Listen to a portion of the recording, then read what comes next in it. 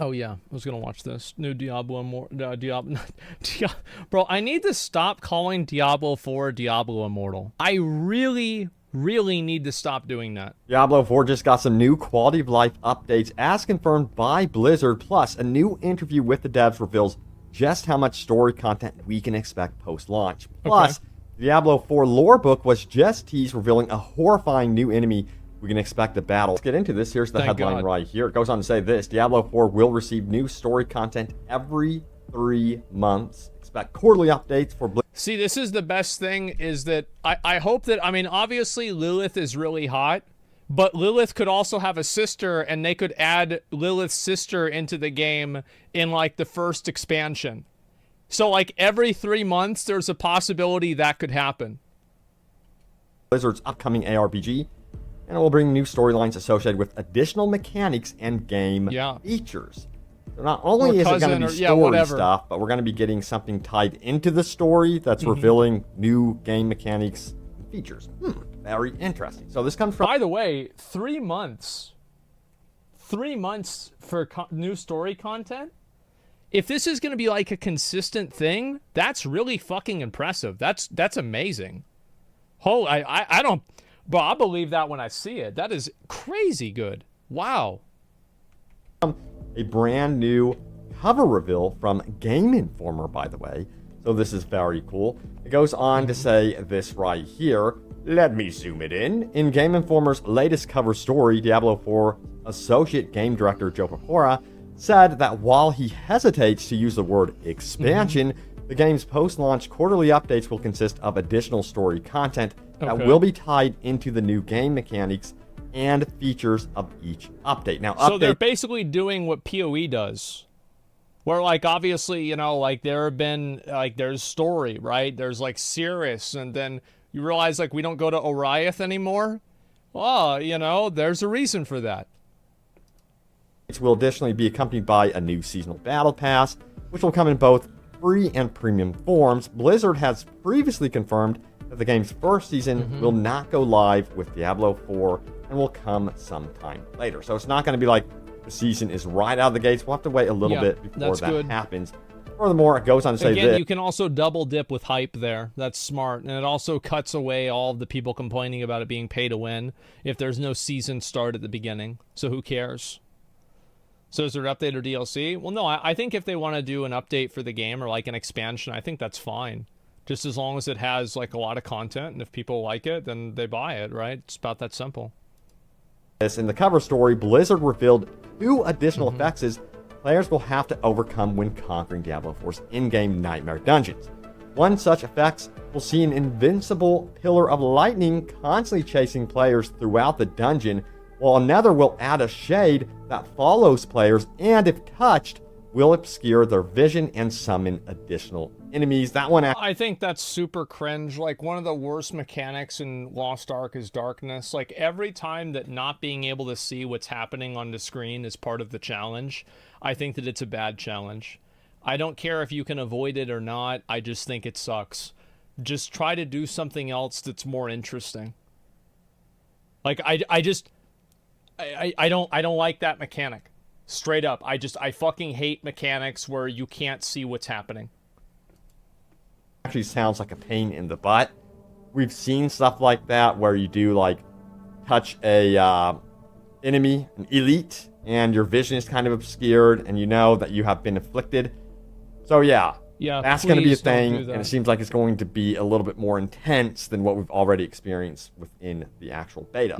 Now, furthermore, it goes on to say this right here. Blizzard also shared a few new details about Hell Tides with Game Informer, clarifying that multiple areas in the world can be affected by Hell Tides at once. Deadlier enemies will spawn within a Hell Tides borders, of course, including remixed versions of various bosses from this sounds really cool. The game. So that's cool, but I'm also, again, you know, kind of worried about the redundancy that could happen with various bosses appearing in Hell Tide. Oh, I feel like it will probably be redundant.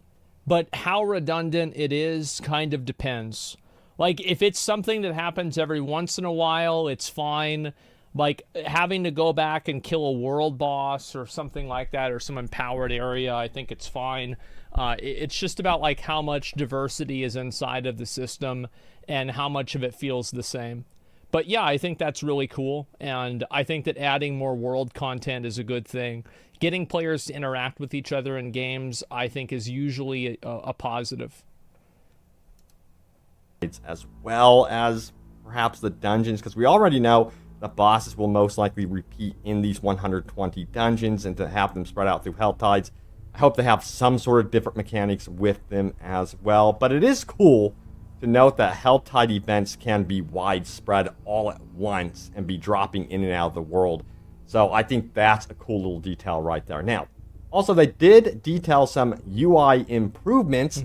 So we're going to talk about this one from the most recent Wowhead interview. Check it out right here. UI improvements. Will the UI be updated with additional quality of life features before release? Now, I do actually have a further update in just a I have to tell you guys, I think that the UI changes make it to where whenever you open UI, it doesn't show your flowers first.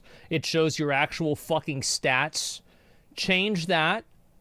And remove the green arrow whenever you're comparing things that are not one-to-one. The green arrow should never be a trap. Moment about this where they actually show off what they've done. They go on to say this: there are some points that can be addressed between beta and release. Joe Shelley said the UI will not dramatically change in that period of time simply because there's not enough time. Some issues. Exactly. I really... Like, while the UI, I mean, it doesn't look super cool or anything like that, I actually think the UI is totally fine. I have no problems with the UI. I am very positive about the UI. There are a few things that I think are bad, but those few things I think that they will fix. I think that if Diablo Immortal didn't come out, people wouldn't have as much of a problem with the Diablo 4 UI. I think that the reason why a lot of people don't like it, and the comparisons that I see a lot, are people comparing it to Diablo Immortal's UI and saying these are the same. Because Diablo Immortal is bad, then this game is bad. I think the UI is just simply a functional tool. So if the tool works, I am happy. I don't care about how many little fancy curly cues they have on the edge of the squares. If they want to fix it and make it a little bit better, make it more immersive, that's fine with me. I'm okay with it. But I just don't think this is a burning problem. Like bugs need a faster transition, and others are more complex problems, Joe Shelley added. We want the UI to be accessible to all kinds of... Somebody says in chat, it's got too many mobile UI similarities, and that's why I think that these comments are just not worth taking seriously. It's got too many mobile UI similarities? What, like, that's a fucking problem? Why is that a problem to you? Like, why? It works. That's why all the games use it.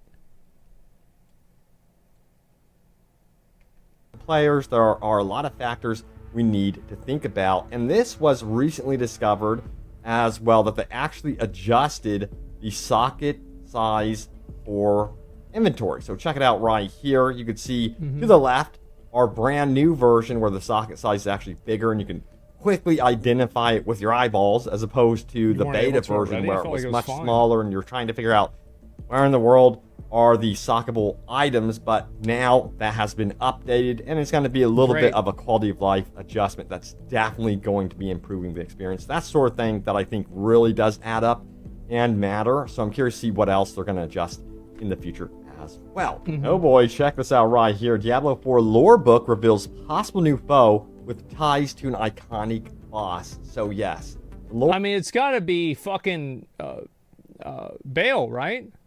Because that's Lilith's father? So, I mean, I guess so, right? Our book did reveal what is called Mephisto? a Maggot Queen. So, yes, this is very much related to another enemy that was kind of shown off. I thought since they were both pale, he was her dad. I guess I'm a racist. Off in the Diablo 4 trailers previously, as you can see right here. Looks pretty cool, looks pretty challenging, but what's the difference here between the two? So it goes on to say this right here.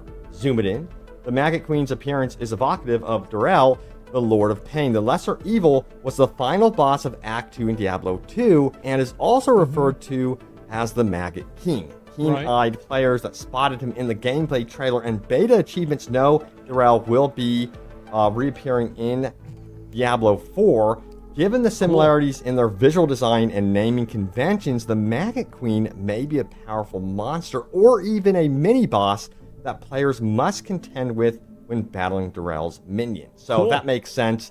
And this could actually be one of those bosses or sub-bosses that appear during Helltides that you might be facing off against on occasion as well, which would actually be really, really cool. Yeah, I think that's badass. Just like more different types of bosses is great. I think that's one of the biggest criticisms. Like the bosses they have are, I think, pretty good. It's just that there aren't that many of them. Make more of them. Easy. Now, if you're wanting to prep for the launch of Diablo 4, there is a really, really cool and useful build calculator tool. As you can see right here, yeah, this thing is really cool. So you can select your class, of course. There are your equipment pieces over here as well. They even have some of the aspects that you can expect that can, modify your character. But yeah, you can really get in here. I'm just going to build everything into Whirlwind. So, like, anything that doesn't make Whirlwind do more damage, we don't get it. And anything that does make Whirlwind do more damage, we do get it. And that's how we're going to do it. And plot and plan what type of build you want to go for and fine-tune it as you go. So if you want to do like a bleed build, you can go all in for that for the Barbarian, for example, and choose whatever class like Rogue. So it's very cool, and I believe you can actually go in here and save it as well, and also search out the different skills and abilities that you want to learn about or go ahead and equip, and also share your builds with friends. So this is like one of the best tools I have seen pre-launch for any game, so be sure to check it out. They continue to improve it. So yeah, I'll keep you guys updated on what actually happens with that one as well. Yeah, now it's time to go over your top comments. Remember, leave a comment down below. It can end up in a... I feel like a lot of those things are really big. Like, all this is huge. I'm glad to see all this. Like, a 3-month content cycle is fucking nuts. That's really, really good. I didn't expect that. Future video. So the question is this. What was my most recent video about? So let's dive into that right now. All right, so here we go. It says, wait, the devs just said, what? Official new updates with new changes. Check it out. If you missed it, some new in-game details there, new improvements, and all sorts of cool stuff right there on the channel now. Anthony goes on to say this about the video. I love how it's not all instant gratification and requires time, work, and even research. I find myself more immersed in games this way. It seems very well made thus far. Very excited for the release. I'm very much in favor of having to work for something. The only thing is that I don't like working backwards. Like, I don't like if you make a mistake in the game, you can't undo the mistake. It's one of my biggest criticisms for PoE, is how many things that you are tied to that you don't have the capacity to be able to, like, fully calculate the effectiveness of as a person who is new. You're baited into fucking up. Yeah, exactly. Letting people change things and do things differently is great. I hope they have more of that. Yeah, the payoff can be very big once you find a really, really good build, of course. Now, Mike B says this, love the format of your videos. You're my favorite Diablo 4 news source so far. Keep it up. I'm doing my best, man. I'm going to be hunting down that news for you all, and any updates that come from Blizzard, I have you guys covered. Now, JBCKLC says this, what would be great is an in-game reward to respec, which can be obtained doing a quest line or even the main story quest. I believe that's what he says here. I think that the player base should not compromise on this at all. I think that you should be able to respec for free at all times, with no restrictions. It works for WoW. WoW's fine. It worked for Diablo 3. That has nothing to do with why Diablo 3 was bad. There is no reason why not. if they want to add like a very small gold fee to like slightly combat inflation, I'm not going to like freak out about this. But, and like that's a realistic perspective. But I don't want to have anything in my way if I want to change my build or do something different because I'm bored of what I'm doing. It's literally that simple. Like if I'm bored, I want to play another character. I don't want to have to do something I don't want to do. It's a video game. Why should I have to do something I don't want to do? That's weird. Like, yeah, I don't get it. Shouldn't be a bummer to try a new build. Yeah, exactly. You should have to remake. That's how it goes for us boomers, bro. Yeah, bro. Like, then stay in Diablo 2. That's what I think. Gold inflation won't matter at 3-month seasons. Yeah, I agree. Diablo's a game where you get gold in billions, though. Yeah, there you go. Get ready to respec for each trash pull, then. But you're not going to do that, though. Like I don't do that in WoW. Like, I don't want to respec for every trash. Like, bro, like, here's why you're not going to respec for every trash pull. It's because you're constantly fighting with efficiency. Diablo is a game that's built around efficiency. And if you're always respecking back and forth, you're not being efficient. So that's why it won't matter. Make it so you have to respec back in town? Yeah. It's so easy. This would allow players to feel like they have some wiggle room after making it to the end game and find their current build just isn't cutting it. I love the idea of having an item that enables you to perhaps respec, and it's kind of maybe considered rare, and you get like that free chance to respec. But then on, it might be more costly, because I know a lot of you guys actually might want it to be costly to respec. Let me know if I'm wrong about that, by the way. Because you want your build to matter. You want your build doesn't matter unless you can't respec? What kind of a fucking moron thinks like that? Who the fuck thinks like this? That's so stupid. Your character to feel like this is a personality. I spent my time building this character. Yeah, it might not be perfect, but this is the character I set. Bro, the people that talk like this, I guarantee you, they're so dumb, because that's not how the game works. You have your whole Paragon board you have to redo. You have your plugins for the Paragon board that you have to change. You have your legendaries. You have your gear sets, that your gear sets empower certain abilities. Well, if you change all your fucking abilities, you're going to have to get new gear. It's like you don't even play the fucking game. Drives me crazy. Yeah, it's like if I have gear for a whirlwind build and I'm like, oh, I don't like this anymore, I want to play upheaval. Okay, go ahead. But all of my gear is whirlwind buffs, so you're gonna have a problem. You've got to refarm the gear. It's such a stupid perspective to have. I don't understand it. Fourth, this is the story arc of this certain class that I have created.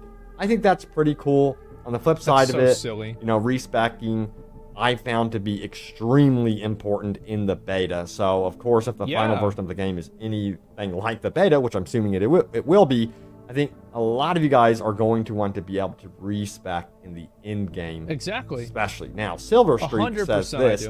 The constant complaints about the character creator boggled my mind. Diablo 4 has the best character creator of any ARPG of its style worth naming. Diablo Immortal is better. And it is not just slightly better, it is a lot better. Most of them don't even let you choose the gender of your character or class. That's right. That's true. Usually they have a set character, and guess what? Too bad, you go for it. So, yeah, I think the character creator is great, but it's also cool to hear that... Was it? Yes, it was. It absolutely was. And again, the character fidelity and the model fidelity is much higher in Diablo 4 than it is in Diablo Immortal. However, the amount of ways that you can customize your character's appearance, there are way more of them in Diablo Immortal than there are in Diablo 4. Blizzard is in fact willing to buff the character creator after launch. Yeah, That's I hope the they plan. add They more plan stuff. to add more stuff to the character creator to make it even more fleshed out and detailed. So I'm actually looking forward to that. Less But customization. at the to our same characters time, being cutscenes. it might Yeah, be that pointless could be it. because I like to armor up and see all my armor. But there is that transmog system. You have to remember the transmog I didn't system do any of gives you that. I heard even it was more really freedom. good. So if you don't like to be more armored up and you want to be like a necromancer that is, kind of all skinny and emo and has no chest piece. I am also of the mindset that I think that classes should, like, the physique of the characters should mirror the class. I don't want to see a skinny barbarian, okay? No. I don't want to see a fat necromancer. On or whatever and showing off his tattoos and that sort of thing. That's where the Fat character shaming creator again. does True. actually matter. And yeah, so we'll see if they throw those character creator options into the battle pass eventually, if that's what they're talking about, or if they're just going to put it right in there at the base of the character creator. But anyway, there it is. Thank you all so much for watching. Stay tuned for more Diablo 4 updates and, of course, open world gaming goodness. I hope to do some other cool videos beyond Diablo, so look out for that. Thank you so much for watching, and I will see you all next time. Take care. I think these videos are great. I really do. I love them. So this is a great video. I didn't even Diablo know 4 about this new thing with the Hell Tides, and especially with the 3-month cycle is what was so fucking crazy. That's impressive. I'm going to link you guys this video. Make sure to give it a like. These are fucking great. Holy shit. But imagine skinny druid, then a 17 damage would at least be real. Yeah, true. Like, I just wonder if it's like, maybe like in the Diablo team, there's some fucking, secret fat shaming that's going on with the game because like both of the fat classes are bad. Isn't that kind of funny? Is it kind of funny? Is that just bad? I get Barbarian gets better with gear. Like, yeah, sure. But the other classes start better. It's the year of the fat. Yeah, I guess so. Oh my god, man. Holy fucking shit. Wow. Now let's see here. These news videos what's carrying me to release of the game. I have little to no interest in other games since Diablo 4 beta. Well, I'm really excited to play PoE. I've been having I had more fun today than I had yesterday. So that's good. Other than that, I'm looking forward to playing Last Epoch. I'm not married to Diablo 4, but goddamn, I can't wait to play it. Dude, I had so much fun playing this game. I love Diablo 3. I'm going to play Diablo 2, the fucking story before this game comes out. I had a lot of fun. And so, yeah, I'm really excited for this game to come out, and I'm going to play the shit out of it. That's what it is. Yeah, early D3 was great. Yeah, it was fucking awesome, man. Last Epoch is boring. Well, if that's the case, I'll figure it out myself.